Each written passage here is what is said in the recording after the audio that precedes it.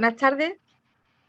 Muchísimas gracias a todos por acompañarnos una tarde más, casi ya primaveral, para estos encuentros con luna llena.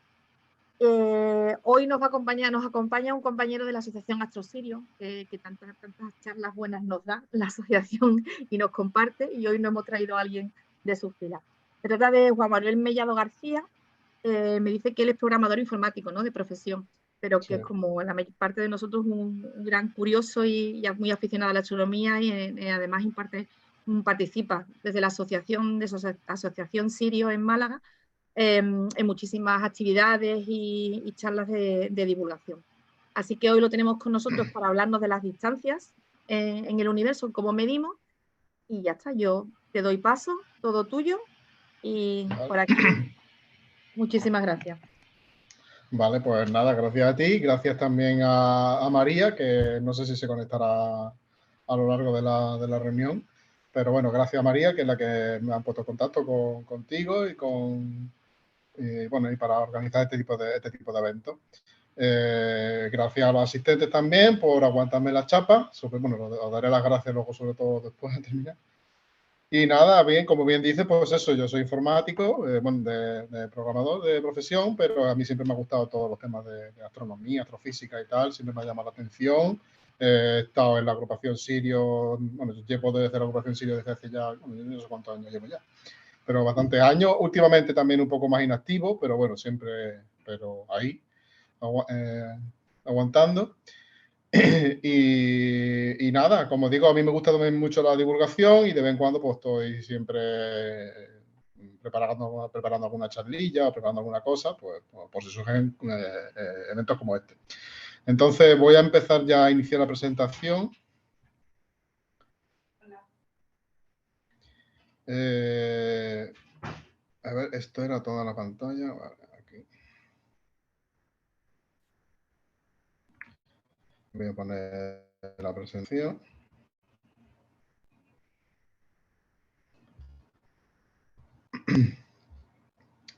Inicia presentación.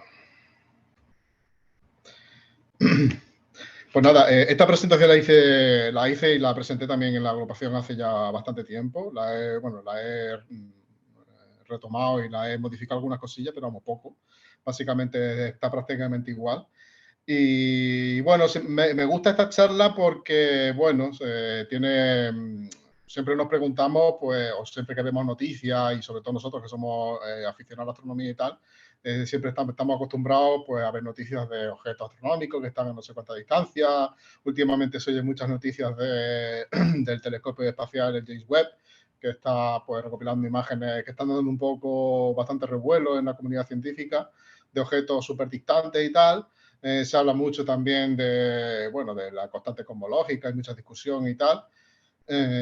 Y bueno, como siempre está en boca de astrónomos, tanto profesionales como aficionados, pues siempre viene bien saber o tener en mente cómo los científicos, qué técnicas utilizan para determinar las distancias. Hablamos de distancias desde las estrellas más cercanas de nuestra galaxia, a unos pocos años luz, hasta, decenas de miles de años luz de las galaxias más distantes. Entiendo que todos somos más o menos aficionados a la astronomía y tenemos una serie de conocimientos básicos. Yo entiendo que si hablamos de años luz, nadie se pierde y que todos estamos más o menos familiarizados. No obstante, yo no voy a estar, si puedes tú, Alicia, estar un poco atenta al chat y pararme si hay alguna duda y eso, yo no tengo problema, ¿vale? Sí, Yo entiendo que todos más o menos somos aficionados a la jerga de astronomía y que la charla pues se va a entender. No obstante eso, como digo, si tenéis alguna duda, pues levantad la mano por el chat y Alicia pues me para y la comentamos, ¿vale? Entonces, bueno, sin más dilación, vamos a empezar. Si habéis investigado un poco por internet sobre la escalera cósmica o sobre la escalera de distancia, bueno, más bien escalera de distancia, más que lo de cósmica lo puse yo. Pero bueno, veis este tipo de imágenes en lo que se ven una serie de métodos de detección o de técnicas. Hay muchas, ¿vale? Yo voy a explicar solamente las más básicas. Pero bueno, el concepto principal es daros cuenta de que según aumentamos la distancia, tenemos métodos y que se pueden representar estos métodos con esta forma de escalera. Entonces aquí tenemos desde paralaje, movimientos propios, paralaje espectroscópica, cefeida, supernova tipo 1A y la ley de Hubble. Hay varios elementos, hay muchos, dependiendo del gráfico que cogáis, hay varios gráficos. Hay algunos elementos comunes, otros elementos que son menos comunes y hay muchas técnicas, ¿vale? Pero hay unas técnicas más o menos comunes que son básicas, que es la paralaje, los métodos espectroscópicos, las variables cefeidas, las supernovas tipo 1A y luego las ley de Hubble. Ok, entonces, bueno, este es otro gráfico donde se muestran pues, las distancias más o menos a las que me voy a referir en las charlas. Las estrellas más cercanas estamos hablando de unos pocos años luz, hasta unos 100 años luz. Luego tenemos lo que es distancias más lejanas dentro de nuestra galaxia, estamos hablando ya de miles o decenas de miles de años luz. Por ejemplo, el centro de nuestra galaxia, pues todos sabemos que está a unos 30.000 años luz de distancia. Luego seguimos alejándonos y hablamos de galaxias cercanas a millones o decenas o cientos de millones de años luz de distancia. Y por último, las galaxias más distantes, ¿vale? Los horizontes cosmológicos. Estamos ya hablando de decenas de miles de millones de años luz de distancia. ¿Vale? Si alguien se marea, es normal. Con los números, si le bailan los ceros para arriba y para abajo, es normal. Las distancias se vuelven un poco absurdas, pero bueno, poco a poco uno pues, se va acostumbrando. Entonces, como digo, uno de los métodos que vamos a ver va a ser paralaje, método espectroscópico, lo tenemos aquí, paralaje, método espectroscópico, variables cefeidas, supernova y luego hablar un poco de la ley de Hubble. Entonces, bueno, paralaje. Imagino que sobre todo como es un tema así un poco más matemático y tal, muchos pues ya estaréis familiarizados. Y sobre todo, pues, bueno, porque es el que se utiliza principalmente para estrellas así más cercanas. El método de la paralaje consiste en, bueno, en determinar o medir la posición de una estrella respecto al fondo. Aquí veis un diagramita donde hay una estrella, un fondo de estrella y la Tierra en una posición y la Tierra en otra posición 6 meses después. Si nosotros sabemos, el método de la paralaje es muy sencillo, si nosotros sabemos la distancia, de hecho la paralaje es una forma de percepción de profundidad. Todos hemos hecho el típico experimento de mirarnos el dedo con uno y otro ojo y ver cómo cambia su posición respecto del fondo, de una pared o de lo que sea, ¿no? Pues ese concepto tan sencillo de tener dos focos con los que poder mirar a un objeto y ver cómo cambia su posición aparente, ese concepto tan sencillo pues es el que se aplica en astronomía. Entonces aquí solo tenemos un foco que es la Tierra, que es nuestro planeta, que es donde tenemos los telescopios, pero si tomamos una foto en un día, en una época, en un momento dado del año y tomamos otra foto 6 meses después, pues ya tenemos como dos focos separados a una cierta distancia. Esta distancia, la distancia a la Tierra del Sol y al final, que es el diámetro de la órbita, esta distancia es la que va a determinar la precisión o el alcance máximo de nuestra medición de la distancia. Entonces, bueno, simplemente por trigonometría, si sabemos la distancia entre la Tierra y el Sol, que es una unidad astronómica, se define como parsec. Aquí no sé si todos hablamos normalmente de años luz, pero bueno, si algunos aficionados pues seguro que conocen el término de parsec. Es otra medida de distancia y equivale a 3,26 años luz. El parsec es la paralaje, viene de paralaje de arco segundo. Y os lo explico, ¿vale? Si tenemos aquí la Tierra y sabemos esta distancia, el cambio de la posición aparente de la estrella respecto al fondo cuando la Tierra está 6 meses después, o sea, el cambio de la posición aparente respecto al fondo, si ese cambio es de un arco segundo en el cielo, entonces el sujeto está a un parsec. Por eso se define así esa distancia. Paralaje de arco segundo, parsec. Y equivale a 3,26 años luz. ¿Vale? Sabiendo esta distancia, una U a 150 millones de kilómetros, y sabiendo el ángulo, pues se determina la distancia. ¿Vale? Es un concepto muy sencillo. Y es muy preciso porque es matemática pura, es trigonometría, y depende básicamente de la precisión con la que nosotros determinamos la posición de la estrella, que es mucha con los satélites actuales. ¿Vale? Entonces, bueno, para hacernos una idea de lo que es un arco segundo, aquí he puesto yo una fotito de la Luna con un cráter. Este creo que es el Tycho, aunque ya no recuerdo porque ya digo que se lo he hecho hace un tiempo. Josemi, igual tú Sí, sabes pero si es no hay que intervenir. Tycho o es Claro. Copérnico. Creo que es Platón.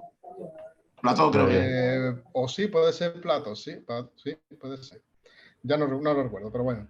Es simplemente para hacer una idea de lo que es un arco segundo. La Luna, perdón, tiene 30 minutos de diámetro angular. Y aquí he puesto algunas medidas. El cráter Copérnico tiene 45 segundos de arco. El Mare Crisium tiene 9 minutos de arco. Y el cráter Tycho 42 segundos de arco.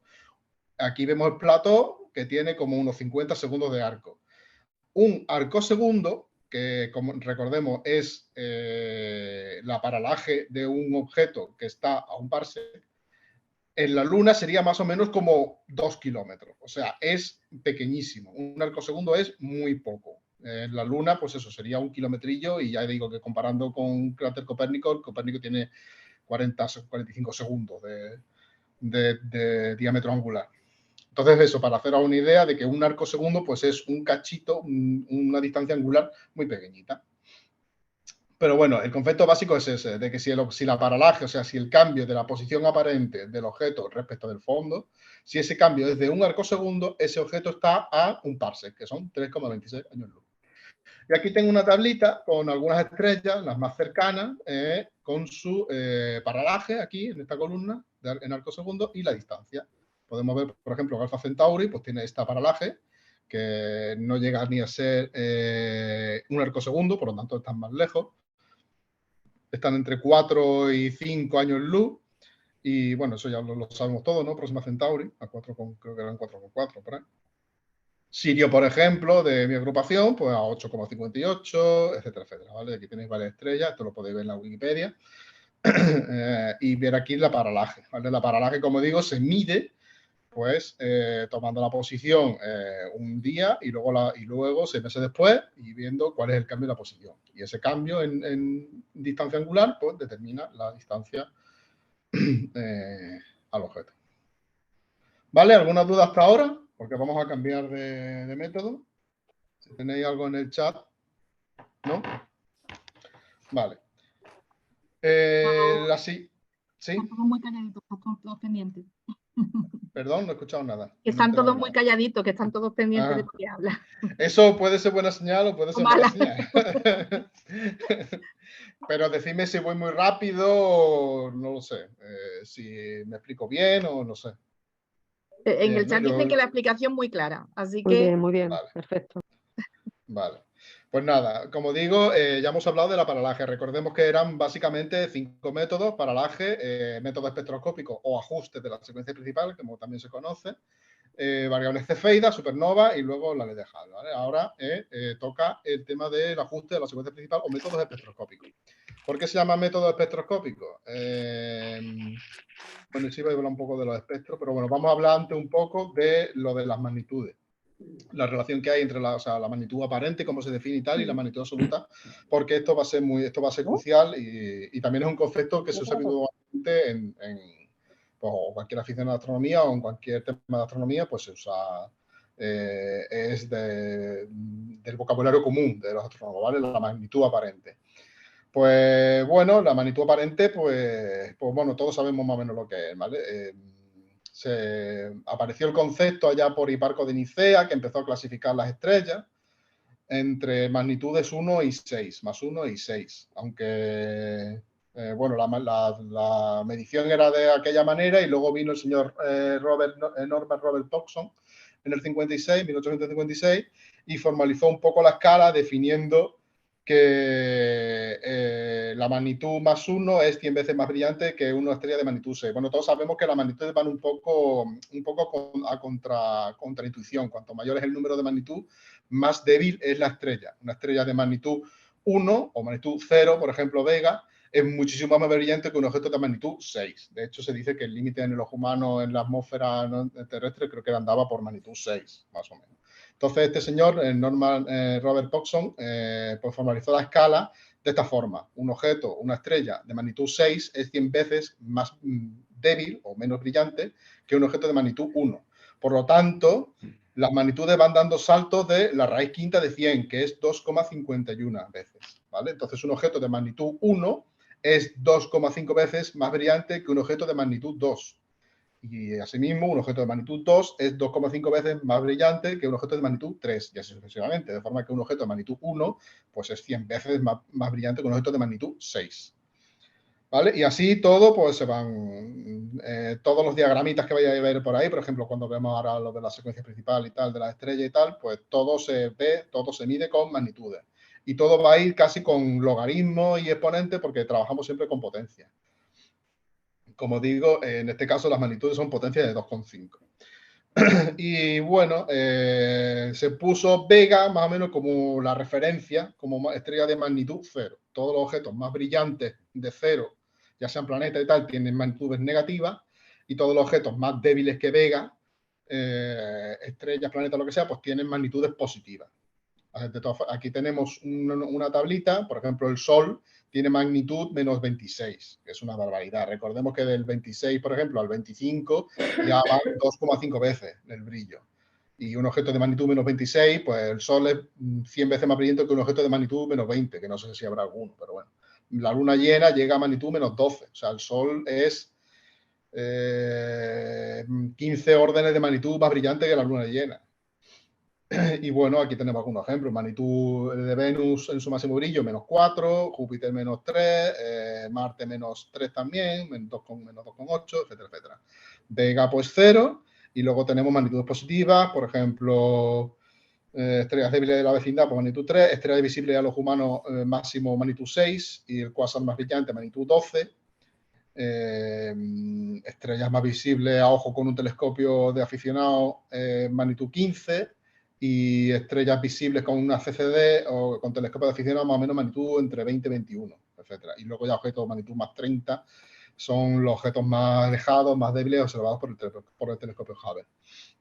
No sé a qué magnitud llega el James Webb, pero andará por ahí 30, 30, 31, 32 como mucho. Entonces, bueno, este es el concepto de magnitud aparente, y una vez conocido la magnitud aparente hay que saber qué es la magnitud absoluta, que es el brillo intrínseco de un objeto. Normalmente hablamos de magnitudes absolutas para las estrellas. Y la magnitud absoluta también se gradúa en una escala respecto de la magnitud aparente. De hecho, se define la magnitud absoluta como la magnitud aparente de una estrella a 10 parsecs.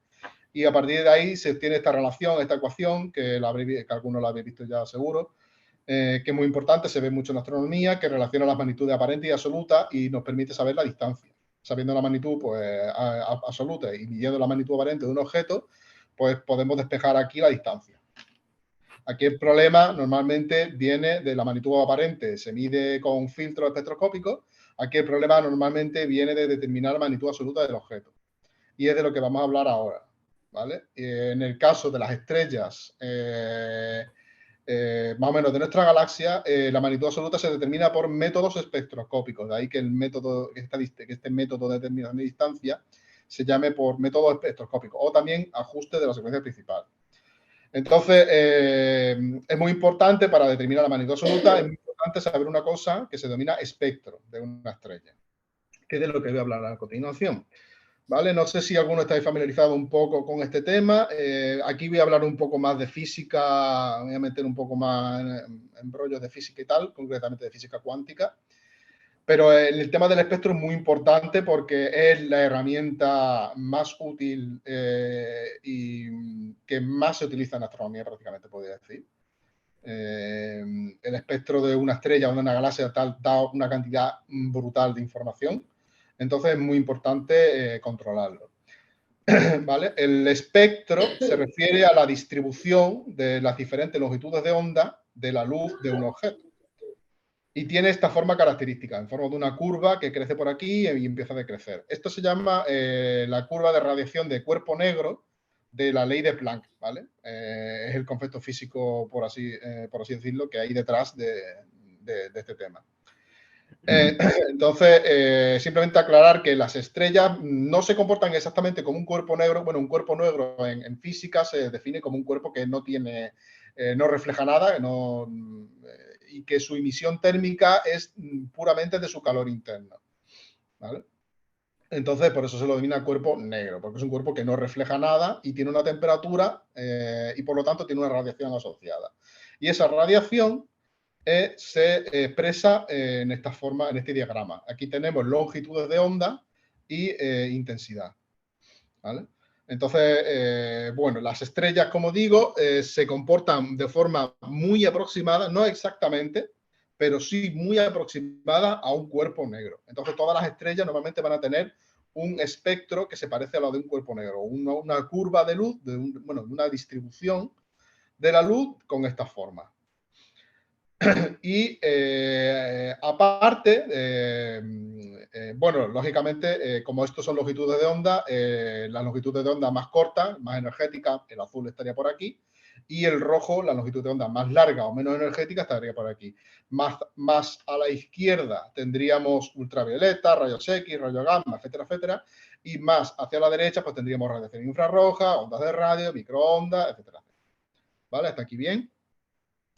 Otro punto muy importante son lo que se denomina pues, líneas de absorción o líneas de emisión. Normalmente en estrellas lo que tenemos son líneas de absorción en el espectro, y en otros objetos como nebulosa y tal hay líneas de emisión. Pero básicamente aquí nos vamos a centrar en líneas de absorción que nos permiten determinar, bueno, que estas líneas de absorción se producen por elementos químicos que hay, por diferentes elementos químicos que hay en la superficie del objeto que emite luz. En este caso una estrella. Entonces, fijaos ya que la estrella no solo nos está diciendo simplemente con recoger su luz y hacerla pasar por un prisma o hacerla pasar por una red de difracción o lo que sea, ya simplemente no solo nos dice su distribución de luz, sino que también además nos puede decir su composición de elementos químicos a través de estos valles o de estas líneas oscuras que son líneas de absorción. Este es el espectro aquí del Sol. Y otra cosa muy importante que se conoce como ley de Wien es que nos permite determinar la temperatura de un objeto, de una estrella en este caso, a partir de su curva de luz, concretamente a partir del pico, sabiendo dónde está, en qué longitud de onda se encuentra el pico de radiación, con una formulita, que no creo que no la tengo por aquí, pero vamos, es fácil de encontrarla, que se llama ley de Wien, se puede determinar su temperatura. Y aquí tenemos varios ejemplos, por ejemplo, el Sol, Spica o Antares, que vemos que tienen una curva. La curva más o menos es parecida, muy parecida, o sea, tiene más o menos, crece y decrece de la misma forma, pero está desplazada con pico a diferentes longitudes de onda. Entonces, esto nos dice que Spica está mucho más caliente que el Sol y que este está mucho más caliente que Antares. El Sol, de hecho, Spica son 23.000 Kelvin de la temperatura en la superficie. El Sol son 5.800 y Antares, pues, unos 3.400. Aquí daros cuenta también de que nos está diciendo el color. Tiene un poco contraintuición. Las estrellas más calientes son más azuladas y las estrellas más frías son más rojizas. Cuando uno tiene siempre la intuición de que las cosas más rojas están más calientes que las cosas azules y que los colores azules pues se asocian más a temas fríos y tal, y las cosas rojas a temas más cálidos. Pero en astronomía va un poco al revés. Las estrellas azules están mucho más calientes, blanco azuladas, están mucho más calientes que las rojizas. Y nada, una vez sabiendo eso, resumiendo, el espectro de una estrella nos dice, sabiendo dónde está el pico de su radiación, nos dice su temperatura, nos dice el color y nos dice a través de los picos de absorción su composición química, son los elementos químicos de la superficie. A partir de aquí también hay que introducir el concepto del diagrama HR de Hertzsprung-Russell, que bueno, estos dos señores pues organizaron las estrellas en función de su color. Y bueno, las pusieron, empezaron a recopilar datos y a ponerlas en un diagrama, y vieron que el diagrama no se llenaba uniformemente, sino que las estrellas se agrupan en una especie de línea o en unas bandas particulares, ¿vale? Que no están distribuidas de cualquier forma. Concretamente, pues tenemos aquí la secuencia principal, luego la rama de las gigantes, la rama de las supergigantes, etcétera, etcétera. Y vemos que el diagrama lo que tiene es una clasificación en el que aquí tenemos el color o el espectro, el tipo espectral es el color, que va desde la O, B, A, F, G, K, M. Las estrellas tipo O, por ejemplo, Spica, que hemos visto antes, pues andaría por aquí. Antares es una tipo M, andaría por aquí. El Sol es tipo G, estaría por aquí, en la G. Y aquí tenemos la luminosidad. Y aquí las magnitudes. La luminosidad está asociada a la magnitud de forma directa, ¿vale? Bueno, de forma directa. de forma directa, pero teniendo en cuenta de que la magnitud va decreciendo según el brillo aumenta y al revés, ¿no? Entonces, un objeto de magnitud absoluta, ¿vale? Ya no estamos hablando de magnitud aparente, pero como veremos, la magnitud aparente pues, se relaciona con la magnitud absoluta. Entonces, por aquí vemos objetos de magnitud -5, 10.000 veces con un brillo 10.000 veces el del Sol. La luminosidad está expresada en luminosidades solares, o sea, el número de veces más luminoso que el Sol, que es el objeto. Entonces, el objeto, el Sol estaría aquí en luminosidad solar 1, el Sol andaría por aquí, que sería magnitud absoluta 5. Una cosa que no he dicho antes, que es muy curiosa, bueno, muy curiosa no, como se define así, que la magnitud absoluta es la magnitud aparente cuando la distancia es de 10 parsecs, de hecho, si fijáis, esto es el logaritmo en base 10 de la distancia, que es 10, es 1, luego esto es m es igual a m más 5 menos 5, o sea, más 0, m es igual a m mayúscula es igual a n minúscula. O sea, a 10 parsecs, un objeto de magnitud absoluta 5 tiene magnitud aparente 5, ¿vale? El Sol, por ejemplo, en este caso, como tiene magnitud absoluta 5, si estuviera situado a 10 parsecs, que son 32 años luz, tendría magnitud aparente 5, cerca del límite observable por el ojo humano del nudo, que recordamos que era 6. Entonces, bueno, simplemente aquí, pues ver que en el diagrama, aquí se recogen las estrellas según se clasifican o se organizan según su tipo espectral y según su luminosidad. Y como digo, la magnitud absoluta, la luminosidad aquí, la magnitud absoluta se determina a partir de sus propiedades físicas. La magnitud absoluta está relacionada con el brillo de una forma directa y el brillo viene determinado por esta ecuación, muy sencillita también, 4pi por el radio de la estrella al cuadrado, por sigma, que es una constante, la constante de Stefan-Boltzmann, por la temperatura a la cuarta potencia. O sea, básicamente la luminosidad de una estrella depende de dos cosas, de su radio y de su temperatura. Cuanto mayor sea el radio, a la misma temperatura, pues mayor brillo. Y cuanto mayor sea la temperatura, pues a mayor radio, al mismo radio, pues también es mayor la luminosidad. Entonces, sabiendo la temperatura que nos la da el espectro, gracias a la ley de Wien, y sabiendo su radio, que se hace una estimación a través de sus propiedades físicas también, del espectro y tal, se mide la metalicidad, se compara con la del Sol y entonces se obtiene un radio. Y a partir de esos datos sacamos la luminosidad, que como digo está relacionada con la magnitud absoluta. Una vez que tengamos la magnitud absoluta, la relacionamos con la magnitud aparente, y la magnitud aparente la medimos con filtros y la despejamos aquí y obtenemos la distancia. Esos son los métodos espectroscópicos. ¿Vale? Esta es la parte más densa. Yo entiendo que si alguno se ha perdido es normal. Si he ido muy rápido también. Esta es la parte más densa, pero también es muy importante porque hablo del espectro, que como digo es la herramienta más importante que se usa básicamente que se usa en astronomía. Si tenéis dudas hasta aquí, por favor, si he ido muy rápido, decídmelo y lo comentamos. Como digo, esta parte es así la más densa y en fin, porque tiene temas de astrofísica, de física y tal. No estoy mirando el chat. No, preguntas no hay, pero si alguien quiere o tiene alguna duda o se ha quedado un poco atascado y quiere... O quiere que repita alguna cosa, así me da tiempo a mí a beber agua. Si no, pues sigo, ¿eh? Yo me puedo tirar. Bueno, de momento, el chat te dan alas, así que sigue para adelante. Recapitulando un poco, hemos dicho que teníamos aquí métodos, o sea, la paralaje,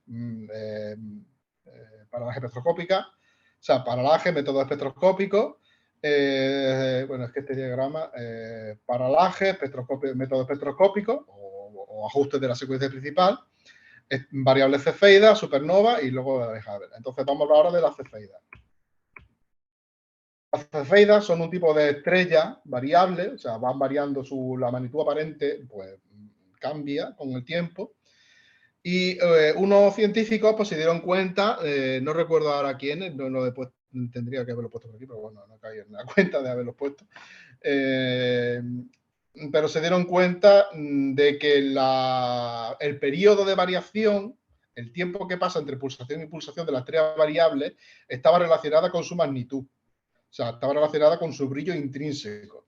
Esto, el mecanismo también es un poco complejo, el mecanismo astrofísico por el cual se relaciona, tiene que ver un poco con las capas del helio, que bueno, el helio cuando se calienta se vuelve opaco, al volverse opaco, bueno, cuando se comprime se calienta se vuelve opaco, al volverse opaco se calienta más y se expande, cuando se expande vuelve a enfriarse y a volverse transparente, y eso es un ciclo de opacidad y de calentamiento y de enfriamiento, es un ciclo, y entonces como resultado de ese mecanismo la estrella pulsa, las capas exteriores pues se inflan y se encogen en un periodo que es más o menos muy regular, muy constante. Y los científicos lo pusieron en una tablita, midieron las pulsaciones, y midieron los brillos en las estrellas, en las galaxias, en las estrellas más próximas, pues con el método de la paralaje. Una cosa que no he dicho que es muy importante es que estos métodos de detección tienen solapamiento, ¿vale? O sea, por ejemplo, la estrella más cercana, pues la podemos determinar con dos métodos. Esto es muy importante porque esto nos permite, con por ejemplo, las estrellas que se pueden determinar de dos formas, nos permite calibrar, por ejemplo, las estrellas, calibramos el método con el método de paralaje. Entonces, las estrellas que están próximas y que se pueden determinar por dos métodos, nos servimos de la paralaje para calibrar el método y ver que el método es correcto. Y así con todo. Lo importante es que todos los métodos tienen una área que se solapa, lo que nos permite calibrar cada método con el método anterior. Las cefeidas pues, se pueden calibrar con el método espectroscópico, incluso algunas cefeidas se pueden calibrar con métodos trigonométricos de paralaje. Y las supernovas pues, se calibran con cefeidas y la ley de Hubble pues, se calibra con supernovas. Así sucesivamente, ¿vale? Los solapamientos de estos métodos son muy importantes. Entonces, como digo, aquí en las variables cefeidas pues se determinaron distancias a través de la paralaje y se determinaron los periodos midiendo el tiempo de la pulsación y se llegó a esta relación, esta que veis aquí en chiquitillo. Aquí he puesto otra vez la ecuación de la luminosidad, pero lo importante es la relación esta que se ve aquí abajo. La magnitud absoluta es igual a una serie de constantes y tal aquí, pero está relacionada con el logaritmo base de, bueno, con el periodo, básicamente. El logaritmo simplemente dice que estamos hablando de exponentes, de potencia, pero bueno. Está relacionada que la magnitud absoluta depende del periodo, una relación directa. Cuanto mayor es el directamente proporcional, cuanto mayor es el periodo, o sea, cuanto más largo es el tiempo de la pulsación, mayor es la magnitud, o sea, más grande. Esto está, como dije antes, por el mecanismo antes del helio y tal, y de las pulsaciones de la estrella, también está relacionado por el tamaño y la gravedad de la superficie de la estrella y tal. Entonces, esto es un método muy fiable que se utiliza actualmente de hecho se utiliza para medir las supernovas, para calibrar las supernovas. Es un método muy fiable en la astronomía moderna. Y nada, aquí os pongo algunos ejemplos de algunas estrellas, delta Cephei, con sus periodos, el tipo espectral. Bueno, esto un poco a modo de curiosidad. Pero bueno, lo importante es eso, de que hay una relación que nos permite determinar la distancia a través del periodo de pulsación. Y estas estrellas, las variables cefeidas, como son estrellas normalmente gigantes o muy grandes, tienen un brillo, o sea, tienen mucho brillo y pueden se pueden utilizar para medir distancias incluso de galaxias vecinas. De hecho, como veremos ahora después, la ley de Hubble la utilizó el señor Edwin Hubble para... bueno, descubrió la ley de Hubble a partir de mediciones de variables cefeidas en la galaxia de Andrómeda. No lo he dicho hasta ahora, pero bueno, como habíamos dicho al principio, el método de la paralaje servía para estrellas cercanas de unas decenas de años luz, unos 100 años luz más o menos. El método del ajuste de la secuencia principal o los métodos espectroscópicos ya nos permiten determinar la distancia hasta miles de años luz. Por ejemplo, yo que sé, Deneb, la alfa del Cisne, está a unos 2.000 o 3.000, si mal no recuerdo, años luz de distancia. Pero estamos hablando de estrellas de nuestra galaxia. También nos permiten determinar distancias a cúmulos globulares, ¿vale? Los cúmulos globulares también se pueden utilizar para determinar distancias luego de otras galaxias. Y las variables cefeidas, pues las podemos llegar a distinguir incluso en galaxias cercanas, como la galaxia de Andrómeda, M33, en fin, galaxias del grupo local. Entonces, fijaros por eso, porque las estrellas de tipo variable cefeida normalmente son gigantes o supergigantes. Bueno, supergigantes, no sé si hay alguna cefeida supergigante. Bueno, de hecho aquí lo podemos ver, ¿no? Son de tipo 1B. 1B es supergigante. tipo 2 gigante. En fin, son estrellas eso, muy grandes, con un brillo que, pues eso, que nos permite verlas desde una distancia muy lejana. Y ya como penúltimo método es el de la supernova. Son concretamente las supernovas de tipo 1A. Todos hemos oído hablar todos los que somos aficionados a la astronomía, pues en un momento dado hemos oído hablar de las explosiones de supernova. Son explosiones de brillo repentino que aparecen en el cielo. No me quiero alargar mucho históricamente, bueno, tampoco recuerdo mucho el tema de la primera supernova china, no sé cuál era, que vienen los chinos y tal. Pero bueno, no quiero meterme mucho en tema de historia, porque entonces no se me alarga mucho la presentación y voy a ir un poco directo al tema. Pues eso, la supernova es un periodo de inestabilidad o de muerte, podríamos decirlo así, de una estrella hacia el final de su vida. Y hay varios tipos. Está la supernova de tipo 1A, hay supernova de tipo 2, 1B, etcétera, etcétera, dependiendo de cómo se da la evolución de la estrella. En el caso de la supernova de tipo 1A, lo que sucede es que partimos de un sistema binario de estrellas muy parecidas, en la que una evoluciona rápidamente, invade el lóbulo de Roche de la compañera empieza a absorber masa, etcétera, etcétera. Hay otras supernovas que por su evolución natural, pues van a como están, lo que ya hemos leído muchas veces, pues van consumiendo su combustible nuclear, evolucionan y a medida que pasan por diferentes etapas de gigante roja o incluso pues de supernovas, si se da el caso. Entonces, como digo, en este caso, este método, esta técnica, se centra en la supernova de tipo 1A, que como digo, vamos a ver aquí un diagramita, un pequeño vídeo, se basa, a ver si carga, aquí, se basa en la evolución de un sistema binario de estrellas muy parecidas. Entonces,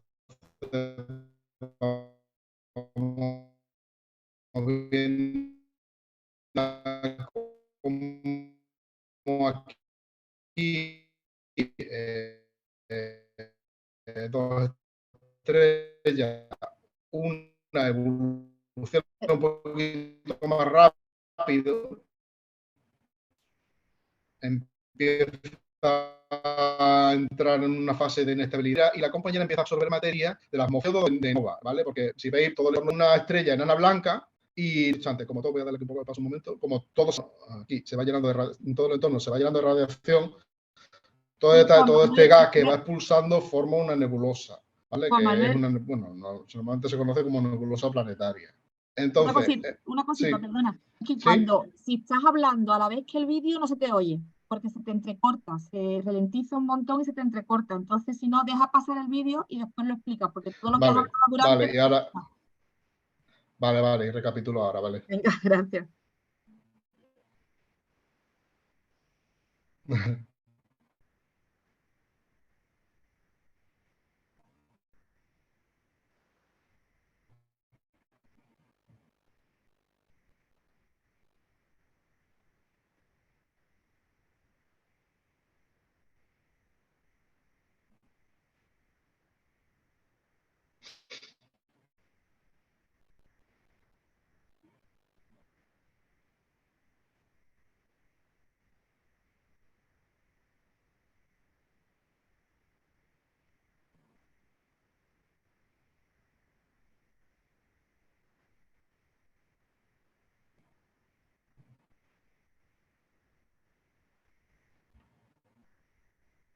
¿Vale? Aquí acaba más o menos la presentación, ¿vale? El vídeo. Este diagrama representa, se ve un poco qué es lo que ha pasado en el vídeo, ¿vale? Un par binario de estrellas muy parecidas, una evoluciona rápidamente, empieza a absorber materia, se convierte en enana blanca y la enana blanca empieza a absorber materia de la compañera ya en el proceso contrario, sobrepasa su límite de Chandrasekhar de 1,44 veces la masa del Sol y explota como supernova. como digo, este método de supernova solo se utiliza para supernovas de tipo 1A. ¿Por qué? Porque el método el método astrofísico está bastante bien conocido. O sea, se sabe que el límite de masa es de 1,44 veces la masa del Sol, y con ese dato se sabe la magnitud más o menos. Se sabe que todas las explosiones de supernova son muy parecidas. Entonces, se utiliza como lo que se denomina candela estándar, porque todas las estrellas que pasan por ese proceso pasan por esa parte de tener 1,44 veces la masa del Sol y explotan. Entonces, todas tienen un brillo más o menos parecido. Como digo, se utilizan las de supernova de tipo 1A y no las de tipo 2 porque, bueno,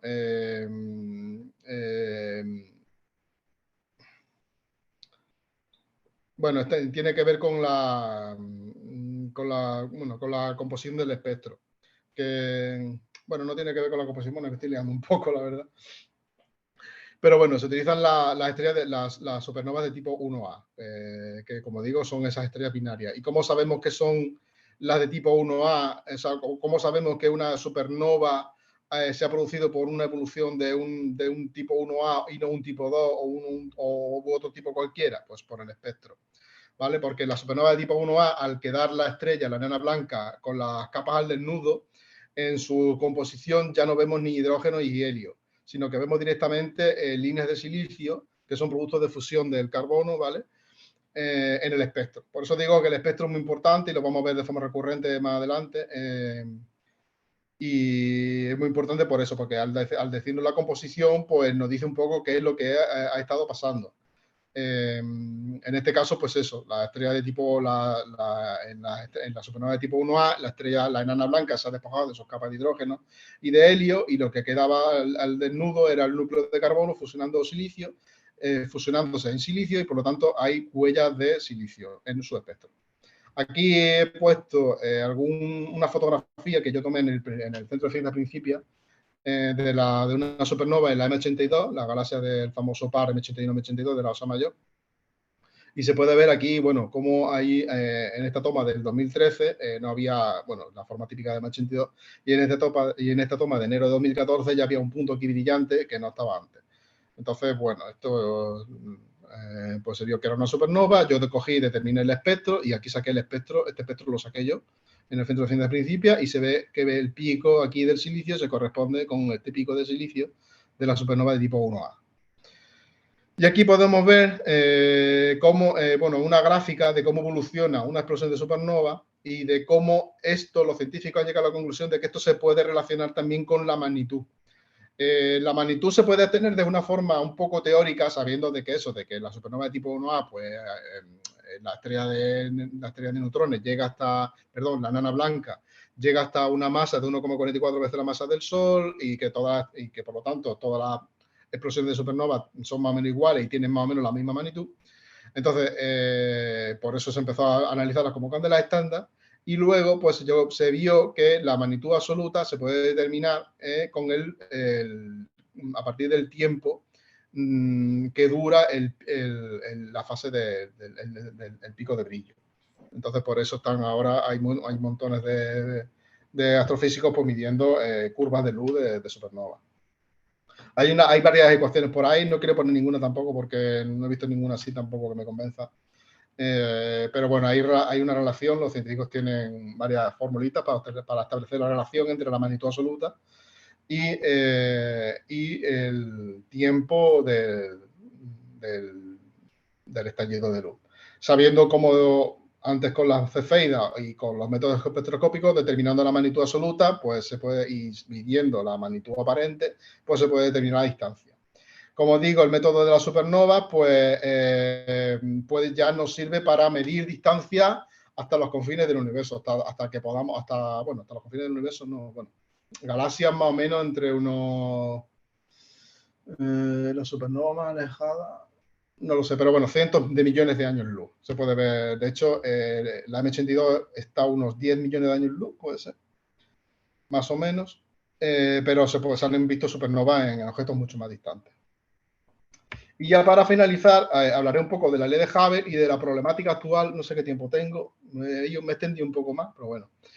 Pero quería hablar un poco de la ley de Hubble. No es un método de medida, pero bueno, hay una formulita que nos dice, nos relaciona la distancia y la velocidad de recesión de un objeto y tal. Pero bueno, quería hablar un poco de la ley de Hubble y de la problemática actual sobre la constante cosmológica y todo este tipo de cosas. Entonces, bueno, aquí decir que Einstein allá por 1920 o 1930, pues cuando sacó sus ecuaciones de Einstein pensaba que el universo era estático y que sus ecuaciones, por el contrario, predecían que el universo tendría que estar comprimiéndose, tenía que estar en fase de colapso. Pero en aquel momento se creía que el universo era estático. Entonces Einstein pensó que debería haber una fuerza oculta, que llamamos constante cosmológica, que debería estar frenando el colapso del universo, ¿no? Pero luego vino el señor en 1920, el señor Edwin Hubble, usando métodos con variables cefeidas, como ya hemos visto antes, de la galaxia de Andrómeda y de objetos también cercanos, se dio cuenta de que el universo no estaba estático, sino que se estaba expandiendo. Y haciendo más medidas y tal, pues llegó a una relación en el que se determinó que la velocidad de recesión de un objeto, o sea, si el universo se expande, todos los objetos se alejan entre sí. Y la velocidad a la que se alejan, que se denomina velocidad de recesión, está en cierto modo determinada o condicionada por la distancia. O sea, esto lo podéis hacer en cualquier experimento. Si cogéis un globo y pintáis puntitos en la superficie, si lo hincháis, todos los puntitos se alejan entre sí y los puntitos que están más alejados se alejan a más velocidad a medida que infla el globo, porque es una medida de proporcionalidad directa, ¿vale? Y esta proporción se denominó constante de Hubble. Entonces, bueno, también hay aquí otra ecuacioncilla, bueno, una formulilla que relaciona longitudes de onda de un objeto porque los científicos observaron que en el espectro las líneas espectrales de los objetos estaban desplazadas hacia el rojo. Los objetos esto está relacionado con bueno, no es exactamente un efecto Doppler, porque realmente el objeto no se está alejando, sino que es el espacio el que se está expandiendo, pero es un efecto muy parecido al efecto Doppler. Cuando una fuente de luz se aleja, las líneas espectrales están más desplazadas hacia el rojo, y cuando un objeto se acerca, las líneas espectrales están desplazadas hacia el azul. Entonces, esta ecuación relaciona la longitud de onda intrínseca de un objeto y la longitud de onda a la que se observa. Y sabiendo esa diferencia, se obtiene un parámetro z que nos indica un poco su distancia. ¿Vale? Entonces, simplemente era eso, hablar de la ley de Hubble. Aquí tenéis también cómo un diferente objeto a diferentes zetas, por así decirlo, distancias, pues tienen el espectro, la curva típica de su luz, pues está desplazada más hacia el rojo, hacia longitudes de onda mayores. ¿Vale? Luego, posteriormente, ya muy recientemente, allá por la década bueno, por el año 2000, en el 98, equipos independientes de científicos llegaron a la conclusión no solo de que el universo se estaba expandiendo, todo esto tomando ya medidas de supernovas, no de cefeidas, sino ya de supernovas calibradas con cefeidas. Estos científicos se dieron a la conclusión no solo de que el universo se estaba expandiendo, sino que se estaba acelerando la expansión. Entonces los científicos, estas observaciones se han repetido mucho y al final hay un consenso generalizado en la comunidad científica de que el universo se está acelerando la expansión y que ya empezamos a utilizar un modelo para entender el cosmos que se llama un modelo de evolución del universo que se llama el modelo lambda CMD. Lambda de la constante cosmológica y CMD de cold dark matter, bueno, materia oscura fría. Pero aquí lo importante es que se recupera la constante cosmológica que dijo Einstein, que decía que él reconoció posteriormente de que fue un error, porque luego vino Hubble y demostró que el universo estaba expandiendo y que por lo tanto su constante cosmológica pues, no existía, pero Esa constante se ha recuperado y se introduce ahora en los modelos de evolución del universo porque tiene que haber una fuerza o algo que se denomina L, lambda, que está acelerando la expansión del cosmos. O sea, el cosmos no solo se está expandiendo, sino que además se está acelerando. Algo lo está empujando en lugar de contraerse, como aquí vemos diferentes curvas de evolución del cosmos. Einstein pensaba al principio que el universo se tendría que estar en fase de tendría que colapsarse. Los modelos, las ecuaciones de Einstein pues, predicen varios modelos. Uno de ellos pues predice que el universo se colapsa, hay otros que predicen que el universo se expandirá para siempre. Y las observaciones parecen indicar de que se está acelerando, de que se expandirá por siempre y de que actualmente está en fase de aceleración. Entonces, ahora mismo hay una cosa que se llama eso, la constante cosmológica, o la lambda, del modelo lambda CMD, que no se sabe lo que es, que se llama energía oscura, que no se debe confundir con materia oscura, que es otra cosa, que se llama eso, energía oscura, y que está empujando o acelerando la expansión.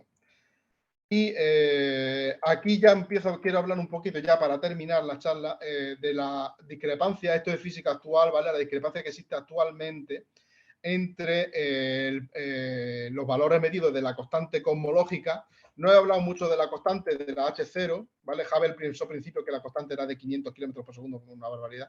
Actualmente se piensa de que la constante es de unos 67, 70 kilómetros por segundo por megaparsec. Esto significa que un objeto que está a 1 megaparsec, o 1 millón de parsec, o 3,26 millones de años luz de distancia, se tiene que estar alejando a unos 70 kilómetros por segundo por la expansión del cosmos, no por movimientos propios, ni por la gravedad de un objeto que esté cercano, ni nada, no. Por la expansión del cosmos, un objeto que esté a 1 megaparsec se tiene que estar alejando a 70, a más o menos entre 67 y 70 kilómetros por segundo, ¿vale? Eso es lo que significa la constante.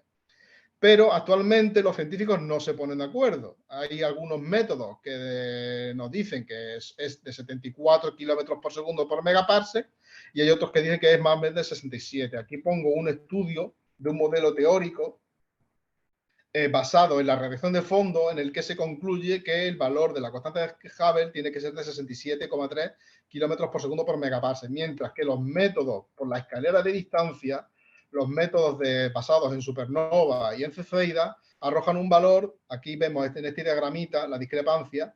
Los métodos por supernova y por cefeidas y tal arrojan un valor entre 74 kilómetros por segundo por megaparsec, y los métodos teóricos basados en la radiación de fondo de microondas dan un valor más de 67. ¿Por qué es importante esta discrepancia? Los científicos ya han ajustado tanto el modelo, porque antes, allá por el año 2000, las barras de error eran tan amplias que no se pensaba que hubiera haber discrepancia. Pero ahora los métodos están tan sofisticados y las barras de error son tan pequeñitas que ya hay una distancia insalvable entre los dos métodos, y que por lo tanto tiene que haber algo que falla. O bien los teóricos se equivocan, o bien la escalera de distancia se equivoca. Si le preguntan a los teóricos, pues dirán que la escalera de distancia necesita un ajuste, y los más físicos observacionales dirán que no, que el modelo teórico está mal y que es el que necesita una revisión.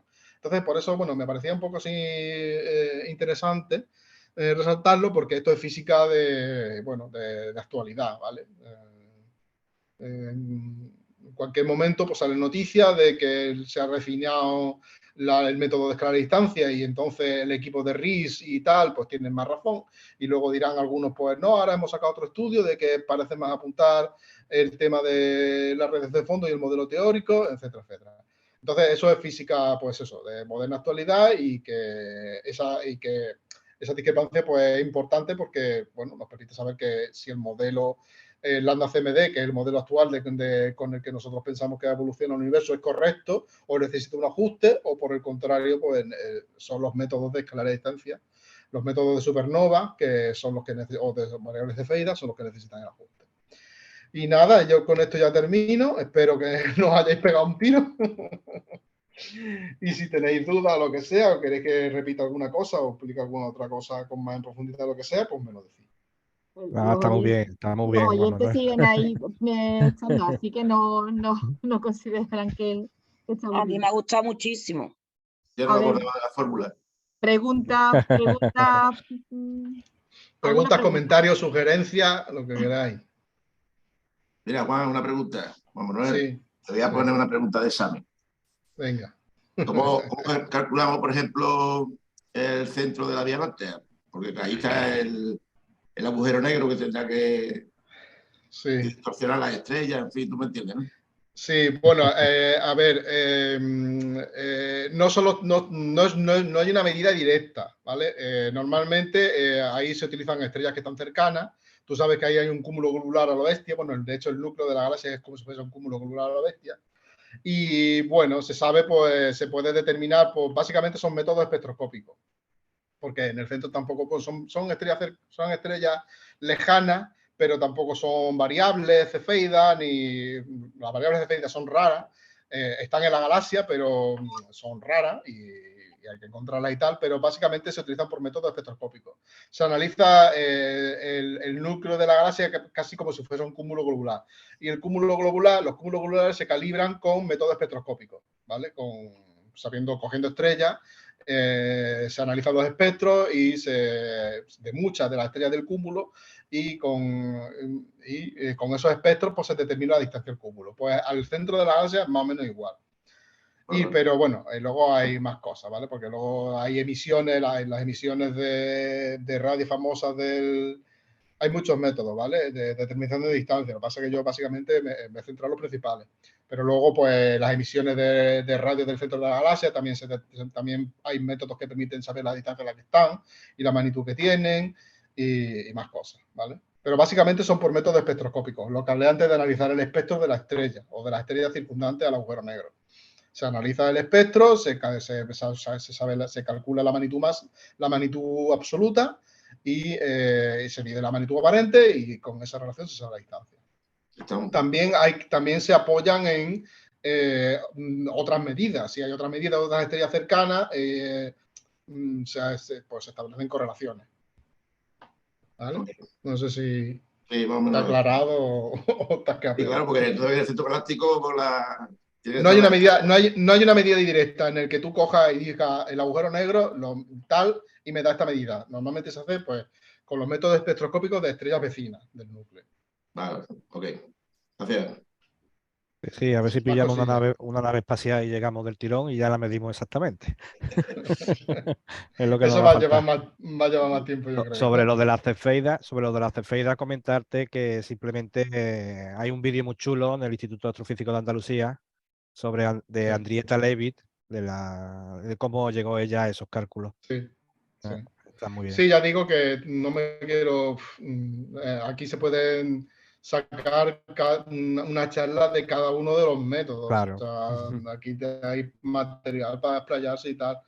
Pero bueno, yo quería, simplemente aquí era importante recabar pues, la relación del periodo y lo curioso, ¿vale? La curiosidad de que se puede relacionar el periodo de pulsación de algo con la magnitud absoluta, o sea, con su brillo intrínseco. O sea, cómo los físicos han llegado a esa conclusión. Son temas de mecanismos internos de modelos de gases y tal, bueno, de física básicamente, y se llega a esa conclusión. Pero es curioso eso, de que a través del periodo de la pulsación, de medir el periodo, pues se sabe la magnitud absoluta y por lo tanto, comparando con la visible, con la aparente, pues la distancia. Y como eso pues se utiliza casi como candela estándar, ¿no? De medida de distancia, incluso de galaxias vecinas. ¿Vale? Genial. Más cosillas. Muy bien. ¿Alguna pregunta más por ahí? Hola, Juan Manuel. Mira, yo te quería preguntar. Hola, María. Has comentado que me ha llamado la atención lo del instituto este de Principia, es que no lo conozco, sí. la verdad. De que tú analizaste ahí los espectros de la supernova, pero ¿esto cómo va? O sea, ¿cómo lo haces? Bueno, me refiero, ¿qué acceso tienes? ¿O tú yo tengo, hay una cosa que se utiliza, es una red de difracción que se utiliza como un filtro que se enrosca en el ocular. Y lo que hace es pero que tú tienes la rejilla y luego tú la has analizado. Pero entonces, con un programita. Ya, pero ¿cómo lo haces a través del museo, del el Principia ese que es lo que yo no sé? Bueno, nosotros como teníamos actividades con el centro, con Sí. Sebastián, para que era el que dirigía el centro en aquel entonces, pues a nosotros nos permitía o utilizar el observatorio para observaciones nuestras. Vale. Entonces yo hubo un tiempo que tenía allí mi equipo y tal, y yo iba allí y le decía a Sebastián, oye, que quiero ir un día, que quiero hacer unas tomas y tal. Y nos Ya. daba permiso y entrábamos. O sea, que podéis utilizar vosotros el telescopio y el espectrógrafo. Nosotros actualmente, esto ya María o Josemi, que está aquí, os pueden hablar. Es un centro educativo, está enfocado para los chavales, para que vayan a aprender. Qué guay, sí, Sí, está súper bien. allí siguen haciendo actividades de observaciones. No sé si sigue con la misma frecuencia, Josemi, ¿puede ser? Sí, seguimos. Sí, lo que pasa es que la cúpula ahora mismo está fuera de servicio porque necesita unos arreglos, hay unas reestructuraciones que le son necesarias para estar, bueno, que sea o dé la opción de poder realizar estos trabajos tan interesantes. Entonces, bueno, hasta que no le hagan una obra de remodelación, pues no podemos utilizarlo como lo estaba utilizando en aquella época Juanma. Qué bien. No, es que es súper interesante el poder acceder, ¿no? Pero bueno, Lujo, supongo que claro. estará un poco limitado el acceso. Tampoco van a dejar de acceder a todo el mundo, me imagino. Pero bueno, muy bien. Vale, pues nada, muchas gracias. Está genial, ¿eh? Muy bien, enhorabuena. Nada, gracias. A nosotros nos pusiste más fórmulas difíciles, yo no digo nada. Aquí han faltado. No hay más fórmulas, hay las mismas fórmulas. Yo te lo he dicho, digo, huimos de las fórmulas. Más fórmulas. Pero qué fórmulas si son muy sencillas. Si son muy sencillas. A ver. Enhorabuena. Esto de aquí, la luminosidad. No es la fórmula. ¿Pero qué? Pero si esto es el radio y la temperatura, ¿qué fórmula hay aquí? Aquí hay el Por eso periodo. que la has puesto muy fácil, Hoy ha sido igual que la otra, y esta es la más chunga. Hoy el logaritmo. Aquí quita logaritmo y te quedas con las D, la M mayúscula y la M minúscula. Ya está, y sabes que hay una relación que tiene que saber la magnitud absoluta y que sabiendo esto y esto, sabe esto. Ya está. Yo siempre he sacado un cinquillo en matemáticas, así que no. Bueno, que sepáis que los físicos lo usan así, lo usan estas formulitas, ¿vale? De hecho, lo podéis encontrar en cualquier curso, librito de astronomía y tal, vais a encontrar esas fórmulas, ¿no? Porque las queréis echar cuenta o no. Yo las cuento aquí. Si queréis ahora os las puedo explicar un poquito. Bueno, normalmente, ¿no? Bueno, os dejo, me voy a ir. José Miguel, lo mejor la camiseta, ¿eh? Ah, sí. A ver si tenemos suerte.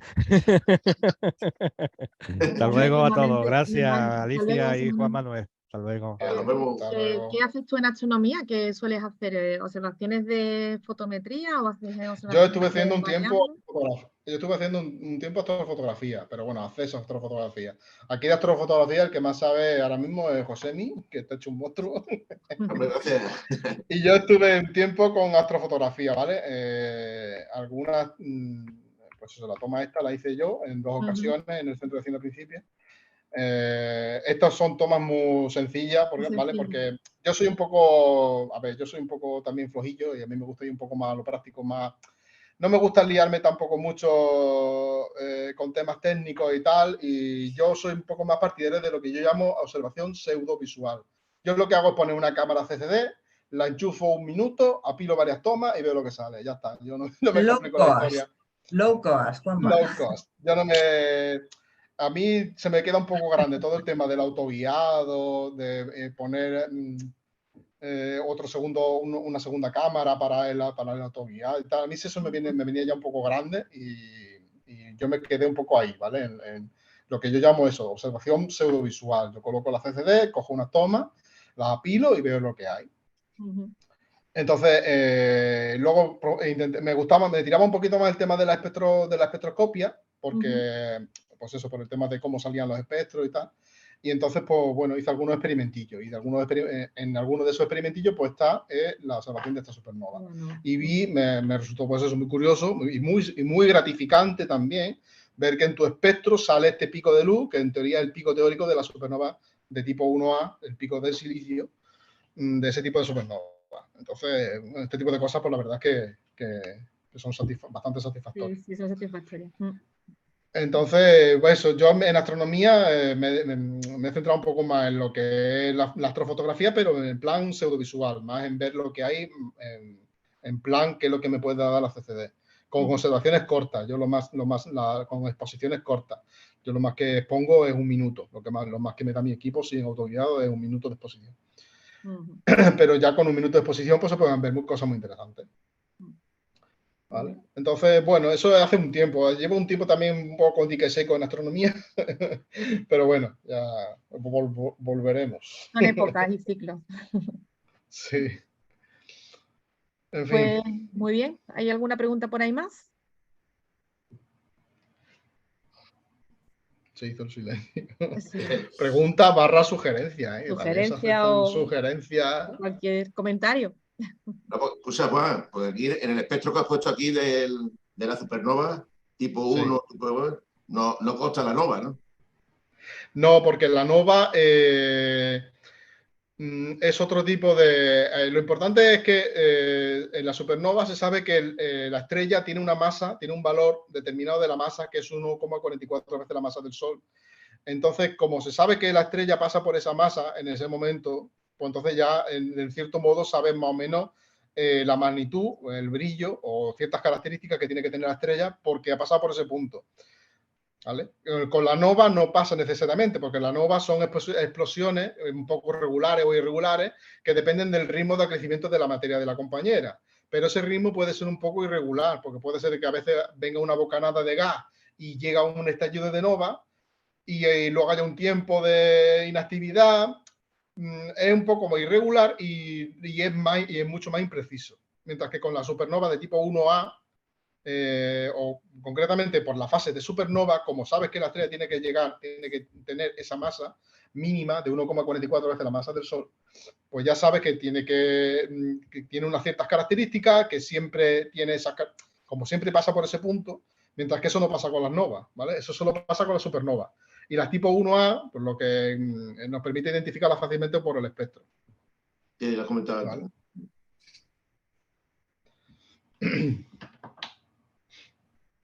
Bueno, pues nada. Pues nada, si no hay nada más, pues nos vamos despidiendo. Y aquí. Muy bien, muchísimas gracias, Juan Manuel. Muchas gracias, hasta pronto. Hasta luego. Muchas gracias. Hasta luego, chao. Venga, un abrazo.